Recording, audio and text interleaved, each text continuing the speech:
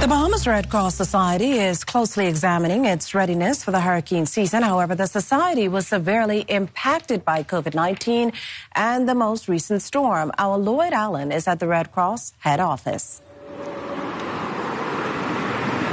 Yes, good morning, Makosha, and good morning, Bahamas. This morning, we're here at the Bahamas Red Cross Society headquarters, and I'm speaking with the Director General, Mr. Sean BRENNEN, who's only been in office since December, but who's taken on a mammoth task. Of course, we know there have been major effects from Hurricane Dorian, which most parts of the nation is are still recovering from, as well as COVID-19.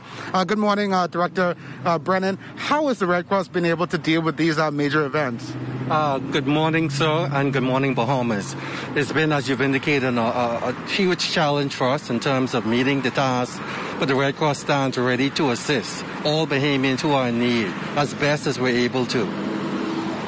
Now, throughout the year, we know that you have a couple of events, two of the major ones, the Red Cross Fair as well as the Red Cross Ball. The Red Cross Ball would have happened, but the fair did not happen this year.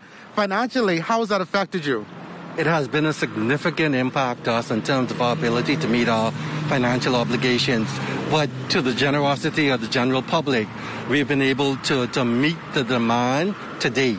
Also with the assistance of government too, we've been able to meet the ongoing demand for people who are in need, not just recovering from Hurricane Dorian, but also those who've been severely impacted, negatively impacted as a result of COVID-19.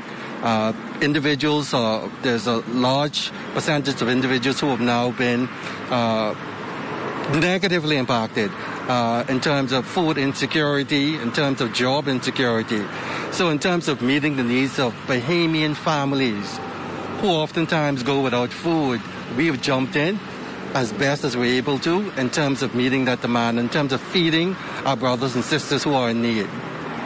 Now, you talked about feeding and assisting those. Last week, it was reported about 30,000+ Bahamians applying for unemployment. That's indicative of those persons who are currently unemployed. In line with the feeding, what other measures has the Bahamas Red Cross assisted those families in making ends meet and really surviving? What we have done, we've partnered also with government in terms of the Bahamas Red Cross. We are part of the Food Security Task Force for the Bahamas. So what we're doing, working with governments in terms of identifying the needs that exist, those gaps, and trying our best to fill them. The Bahamas Red Cross has several food feeding programs. Presently, we feed more than 1,000 persons per day in the Bahamas. We have a program, Meals on Wheels program, where we feed in New Providence approximately 850 Bahamians.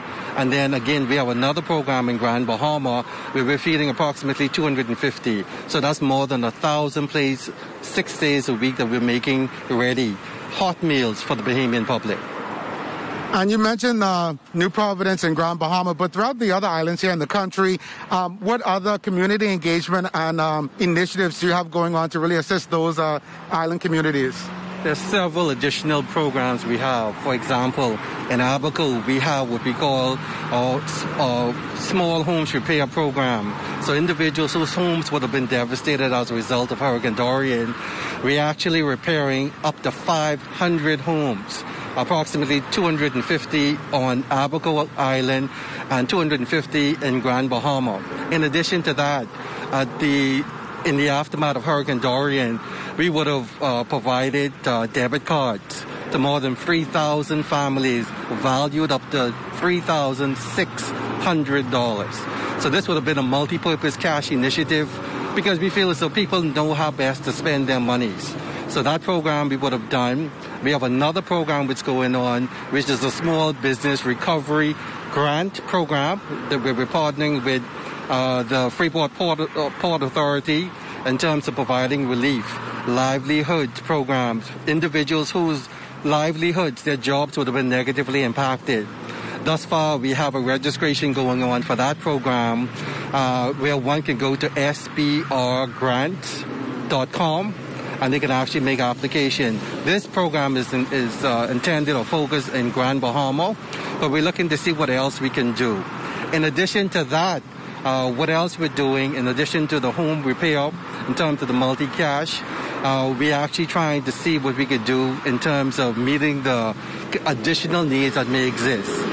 We have a wide network of group leaders scattered on 15 Bahamian islands.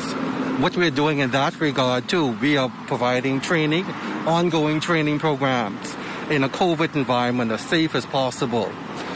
We understand that in terms of hurricane shelters, we also assist in that regard.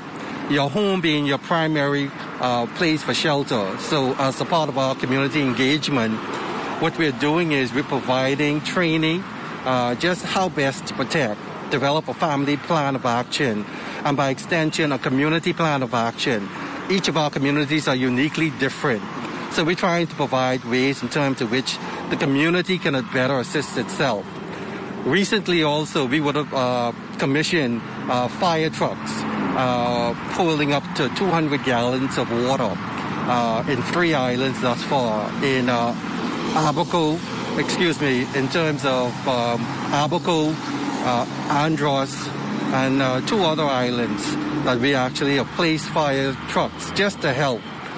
So whatever we can do to assist, we actually also at this point appealing to Bahamians to see what you can do in terms of assisting us by volunteering your time, your effort, your finances.